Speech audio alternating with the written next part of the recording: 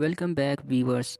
तो कैसे हैं आप? उम्मीद है कि आप खैरियत से होंगे। आज मैं आपके लिए लाया हूँ एक ज़बरदस्त फिल्म कैस्टअवे मूवी की स्टोरी, जिसके लीड एक्टर में शामिल हैं ऑस्कर याफ्ता टॉम हैंक्स और फिल्म के डायरेक्टर हैं रॉबर्ट जेमेक्स। ये फिल्म चक नॉलैंड की एक सच्ची कहानी है जो समंदर के बीच में एक आयरलैंड में फंस जाता है और वहाँ पर पूरे 4 साल तक रहता है। चलिए देखते हैं ये आखिर कैसे इस आइलैंड पर पहुंचा और कैसे 4 साल तक इस आइलैंड पर सरवाइव करता है और क्या ये वापस घर आ पाता है या वहीं मर जाता है। ये जानने के लिए वीडियो को आखिर तक ज़रूर देखें।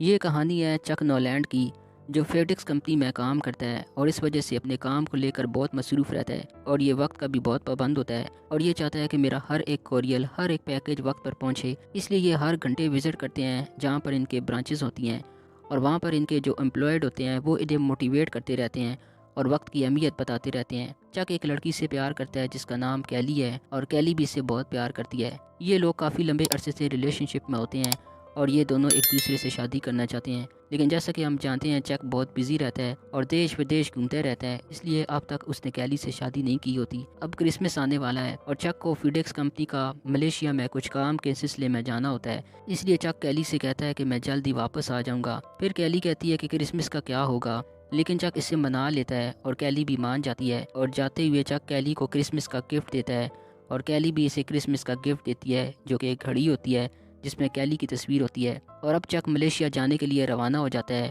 और इनका प्लेन समंदर के ऊपर से गुजर रहा होता है। तभी समंदर के बीच कुछ हादसा पेश आता है और वहाँ पर इनका प्लेन क्रैश हो जाता है, क्योंकि ये फेडेक्स कंपनी का प्राइवेट प्लेन होता है और इसमें सिर्फ 4 ही लोग सवार थे और बाकी पार्सल होते हैं। इनका प्लेन समंदर में ही क्रैश हो जाता है, जिसकी वजह से वो 3 लोग मौके पर ही मारे जाते हैं और सिर्फ चक ही बचता है और वो एयरबोट का सहारा ले लेता है और समंदर का तूफान इसे अपने साथ बहा ले जाता है। और जब इसकी सुबह आंख खुलती है तो वो अपने आप को किसी अनजान आयरलैंड पर पाता है। वो आयरलैंड के चारों तरफ देखता है मगर वो दूर दूर तक इसे कोई भी दिखाई नहीं देता। ये आवाज़ें भी लगाता है पर इससे भी कोई फ़र्क नहीं पड़ता, क्योंकि ये अब बहुत दूर आ चुका होता है। इसके बाद ये रेत पर बड़ा बड़ा हेल्प लिख देता है ताकि ऊपर से कोई उड़ता हुआ जहाज जाए, शायद इसकी नज़र इस पर पड़ जाए। और फिर रात हो जाती है और चक सो जाता है और जब सुबह उठता है तो वो देखता है कि वो हेल्प पानी की वजह से मिट चुका था।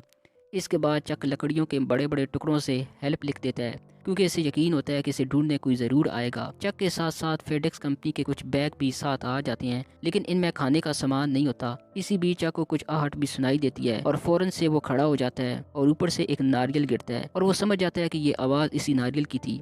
अब चक के पास पीने को पानी तो होता नहीं और वह समंदर का पानी भी नहीं पी सकता, और इसलिए वो नारियल जमा करना शुरू कर देता है और नारियल को पत्थर से तोड़कर इसमें से पानी पीने लगता है।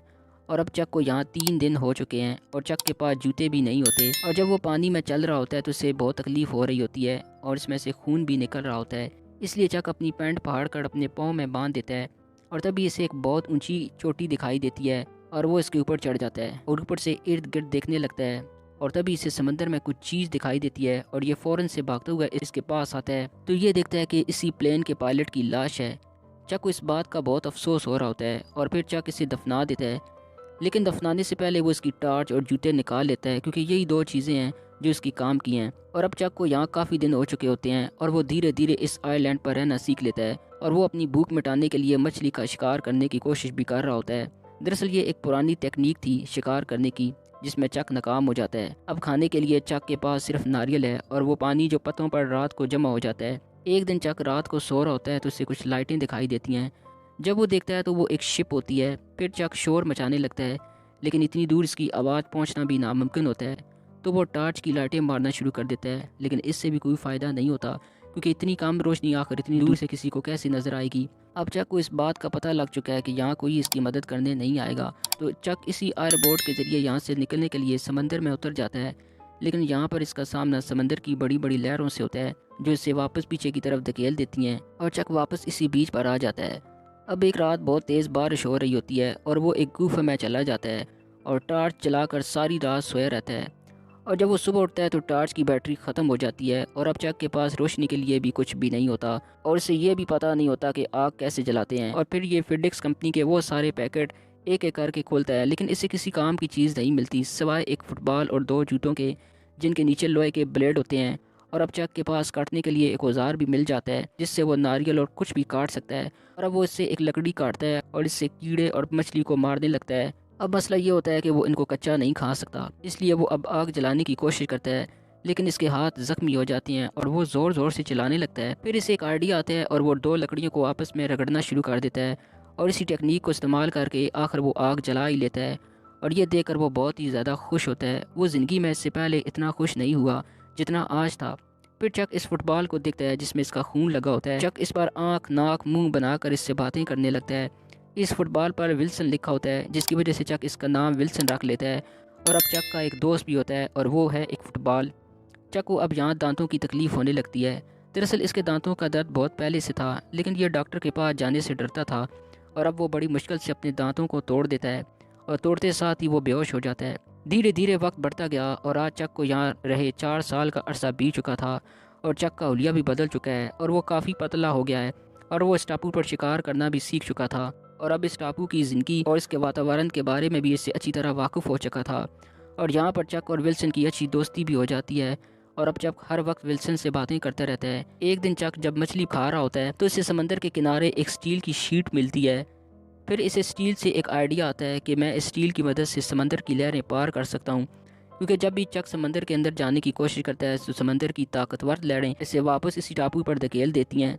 फिर चक नारियल के बड़े बड़े पेड़ काटता है और इसकी मदद से एक बेड़ा बना लेता है और चक अपने दोस्त विल्सन को बेड़े में बांध देता है और समंदर में एक बार फिर उतर जाता है। और अब इसका फिर से सामना होता है समंदर की ताकतवर लहरों से, लेकिन इस बार वो लहरों को चीरता हुआ घने समंदर में आ जाता है। और अब इसे उम्मीद है कि वो जल्द ही अपने किसी न किसी मंजिल पर पहुंच जाएगा। लेकिन ये इतना आसान भी नहीं था, क्योंकि तभी एक तूफान आ जाता है और चक का बेड़ा टूट जाता है और चक का दोस्त विल्सन भी समंदर में दूर कहीं बह जाता है।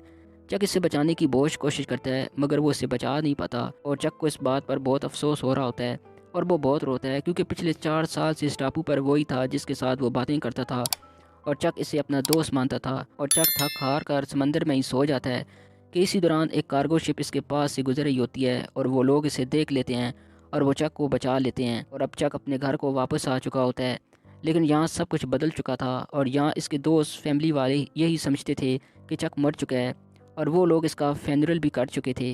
और चक की गर्लफ्रेंड कैली, जिससे चक बहुत प्यार करता था, इसकी भी शादी हो चुकी थी और इसकी अब एक बच्ची भी है। और ये सब देख कर चक बिल्कुल टूट जाता है और चक इसकी वो घड़ी जो कैली ने इसे दी थी इसे वापस कर देता है। और कैली चक की वो कार जो कैली ने इसे आखिरी बार इससे ली थी, चक को वो वापस दे देती है। और अब आखिरी बार ये एक दूसरे से मिलते हैं और अपने रास्ते जुदा कर लेते हैं, क्योंकि कैली का अब एक परिवार था जिसको वो छोड़ नहीं सकती थी। अब आखिर में हम देखते हैं चक के पास एक पैकेज है जो इस आयरलैंड से वो बचा कर लाया था। चक इसको एक घर के पास डिलीवर कर देता है।